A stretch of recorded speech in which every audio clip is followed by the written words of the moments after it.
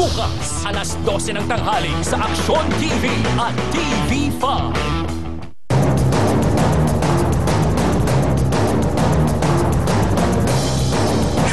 Naging makulay at maingay ang pagdiriwang ng ika-25 anibersaryo ng EDSA People Power 1 kanina.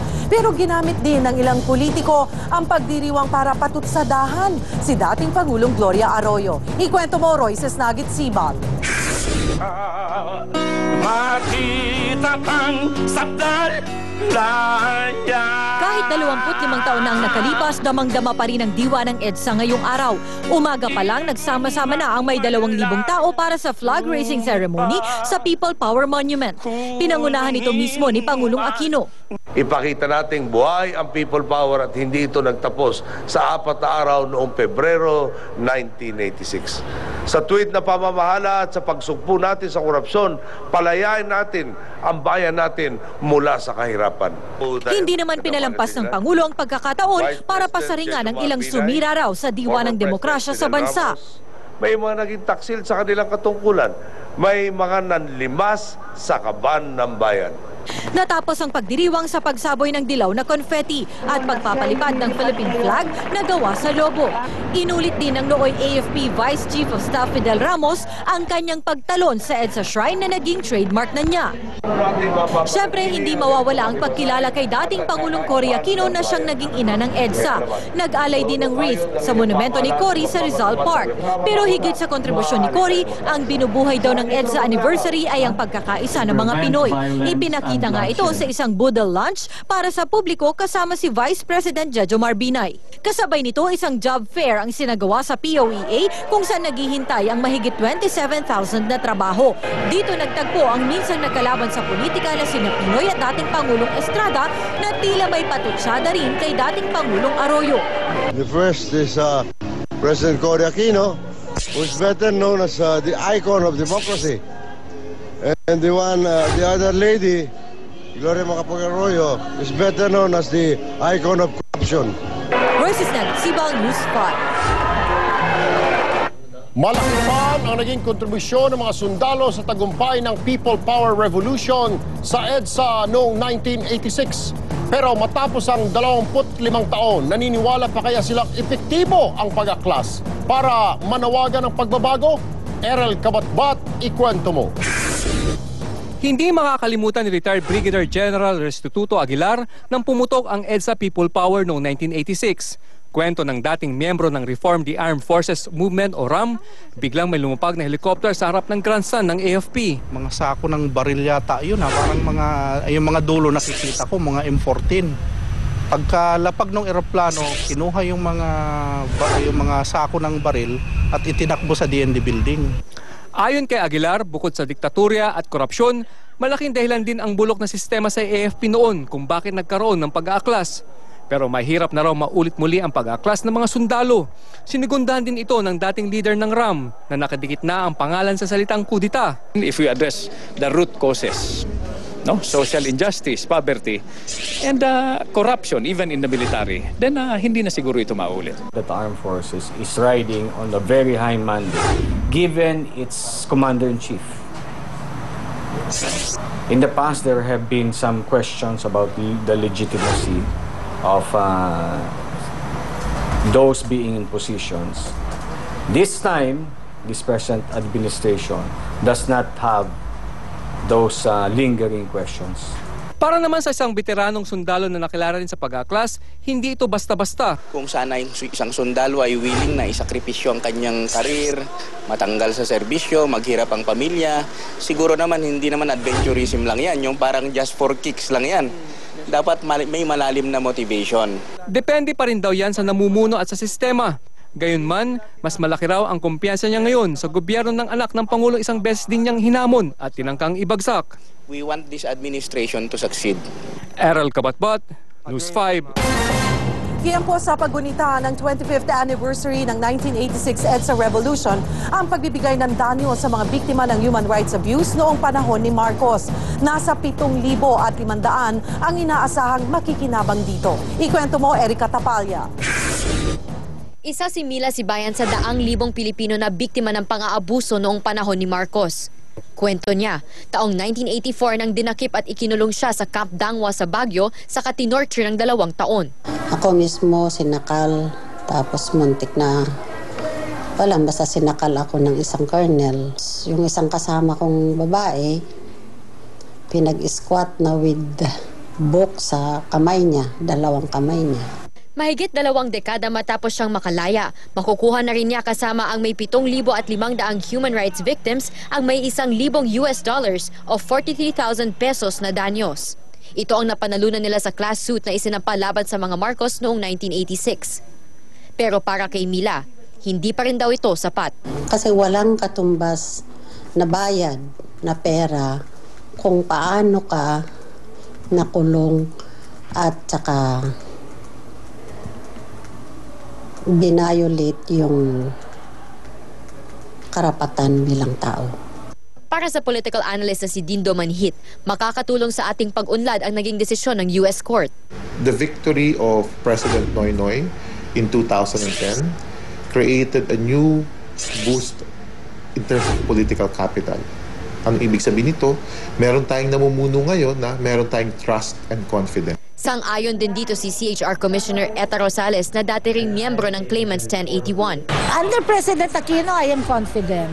Tamang-tama lamang yung ginagawa ng Chair Bautista na tatapusin na natin lahat at sa palagay namin, nakuha na natin lahat.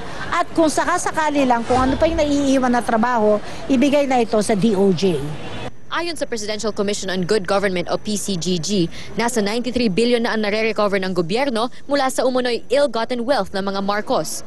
May 250 billion pa raw na kailangan ma-recover. Hindi lang malinaw kung aabutin din ng 2 pang uling dekada bago ito mabawi. Erica Tapalya, News 5. Tuloy-tuloy pa rin ang pag-happy-happy ng mga kapatid natin sa EDSA. Nandoon nakiki-happy-happy rin ngayon si Laila Chicadora. Laila, ano bang latest dyan? Maraming salamat, Cheryl. Naku, talaga namang hindi na mapigilan ang saya at excitement ng mga tao dito. Sa katunayan, parami na ng parami talaga ang mga nagpupunta rito, lalong-lalo na ang kabataan. Ba naman kasi, talagang street party ang magaganap dito bandang 7:30 ng gabi. At ito nga ay dadaluhan pa ng isa sa mga miyembro ng Black Eyed Peas na si Apple the App na pinagmamalaking isa rin siyang Pilipino. Pero kaninang hapon, mga ganap na bandang 4:30 ng hapon ay ito ang mga naganap. Kung nakikita nyo sa inyong mga TV monitors o sa inyong mga TV, nagsimula ang reenactment ng salubong. Ayan, at yung 2 tangke na galing sa Camp Aguinaldo at Camp Crame at yung mga sibilyan naman na nanggaling mula sa EDSA Shrine. At sinabayan pa nga yan ng pagsasaboy ng dilaw na confetti na galing sa helicopter na nakikita nyo at with matching music pa yan ang pagkanta ng mga tao ng handog ng Pilipino sa mundo. At syempre ganyan nga ang nangyari 25 years ago, kaya pinapapanood natin yan sa ating mga kabataan ngayon. At inaasahan pa nga, Cheryl, na dadami lalo ang tao dito mamaya dahil sa mangyayaring party dahil pinagsanib talaga ang mga artista ng mga kapatid, kapuso at kapamilya. At kung nakikita nyo naman, sa sound check na nga sila. Ayan, tingnan natin ang ating stage area ngayon. Ito yung isang malaki at bonggang-bonggang stage. Nagsa-soundcheck na sila ngayon para sa ating isang malaking street party mamayang 7:30. So sa mga magtutungo po rito, kung kayo po ay nakikinig naman sa Radyo 5 at hindi nyo nakikita ang overview ng ating traffic, ikikwento na rin natin yan ngayon din. So ito ang ating northbound lane. Aking natatanaw ang ating northbound lane mula Makati hanggang Quezon City. Kung kayo po ay papunta ng QC, medyo maluwang naman po. 2 lanes passable ang ating northbound lane. Yung ating southbound lane, kung inyong nakikita, medyo nagsisikip na po dahil 3 lanes ang passable dito sa aking area. Pero may isang lane na kina-counterflow pa northbound lane din yan. So sa mga magpupunta po rito, inaasahan talaga na darami. Mamaya 7:30 pataas at inaasahang si Apple the App ay magbibigay ng isang bonggang-bonggang show para sa ating mga Pilipino rito. So yan muna ang latest dito sa People Power Monument, Cheryl. Maraming salamat, Laila Chicadora. Sa Samantala, pagkatapos ng bagong 20 pesos, pwede na rin gastusin ang bagong 500 pisong papel simula sa Lunes.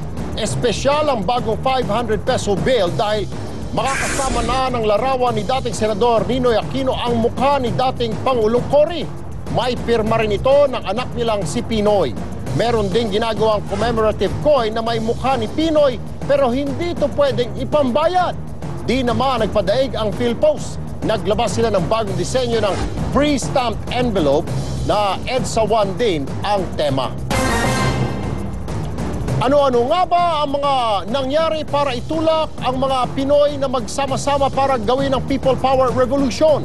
Balikan natin ang mga eksena sa 1986 EDSA Revolution sa report ni Eric Montas. February 22, alas 6:30 ng gabi, nag-press con sa Camp Aguinaldo ang nooy Defense Minister ni Marcos na si Juan Ponce Enrile kasama ang AFP Vice Chief na si Fidel Ramos. Inanunsyo ng dalawa ang kanilang pagbitiw sa gabinete ni Marcos at pagbawi ng suporta sa Pangulo. He cannot cow us anymore. We are no longer afraid to die because enough is enough, Mr. President. I think you know that your time is up. Minister Enrile and those with him. Alas 9 naman ng gabi, umere sa Radyo Veritas ang mensahe ni nooy Manila Archbishop Jaime Cardinal Sin. Nanawagan siya ng suporta para sa grupo ni Enrile at Ramos. Pero kinabukasan, February 23, sinira ng mga tropa ng Malacanang ang transmitter ng Radyo Veritas. Sa kabila nito, nag-umpisa ng lumobo ang tao sa EDSA mula Camp Aguinaldo hanggang Campo Crame. Dumating ang tropa ng Marine sa ilalim ni General Artemio Tadjar para i-disperse ang mga tao. Pero naharang sila ng libu-libong Pinoy na nasa EDSA na noon. Kinahapunan, lumipas si Enrile mula Camp Aguinaldo papuntang Campo Crame para pag-isahin ang tropa nila ni Ramos. February 24, nagawang pasukin ng mga sundalo ni Marcos sa isang bahagi ng Camp Aguinaldo. Pero ang mga helicopter ng 15th Strike Wing na inutusang bombahin ang Camp Crame sumanib na sa puwersa ni Enrile at Ramos. Sa araw na ito, umabot na ng higit 1 milyon ang mga tao sa EDSA. Lumabas ang balitang umalis na si Marcos sa Malacanang, pero false alarm pala. Nakuha ng mga rebelde ang istasyon ng Channel 4 habang tinira ng mga helicopter ang Villamor Air Base at Malacanang. Umaga ng February 25, nanumpa bilang Pangulo si Cory Aquino sa Club Filipino sa Green Hills, 1 kilometro lang mula sa Camp Crame. Para ipakitang kontrolado pa rin niya ang Malacanang, nanumpa naman bilang Pangulo si Marcos sa balkonahe ng palasyo.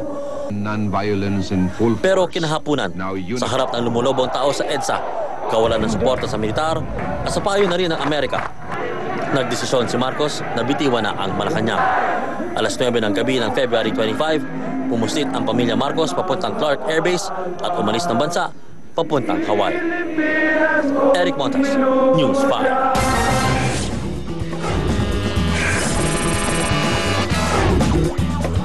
Tanan! Tanananan! Mga katatawanan! Meron po ba kayong nawawalang gamit? Tiyak na sa akyatan, kubuhay malupit, tukoy na ang suspect bago ka magalit. Alam mo bang ito ay pusang makulit? Meow! Mukha pong mabait at maamong tunay, subalit totoo'y dakilang pasaway. Pagkat siya'y kilabot na pusang akyat bahay, itimbre mo kay Tulfo ng maipabarangay. Daan-daang gamit kanyang nakulimpat, pati nga sapatos ay kanyang nabuhat. Pumoporma na naman kayo ay mag-ingat, sapagkat kahit brief, di pinapalampas. Nako mga kids, huwag niyong gagayahin yan, masamang asal. Pero alam niyo ba na may mahigit na 500 milyong pusa ang nabubuhay sa buong mundo? Ang pinakamalaking breed ng pusa ay ang Ragdoll Cat na may timbang na umaabot ng hanggang 20 pounds. At ang pinakamaliit na breed ng pusa naman ay ang mga Singapura na may bigat na umaabot ng hanggang 4 to 6 pounds. Wow! Natuto na naman kayo. Alam nyo ba kung ano nga yung sa Pilipinas meron din tinatawag na maliit na cat. Ito yung kuting. Oh, pero may mas maliit pa sa kuting. Ito yung katiting. Ito pa rin po si Makata. Nagbibigay naman ng edukasyon, leksyon, informasyon dito lang sa Aksyon. Woo! Susunod, Ana the Hurricane Hulaton, lumabas na dehado kay Francesca Alcanter pagdating sa timbang at laki. Madehado rin kaya siya sa laban bukas?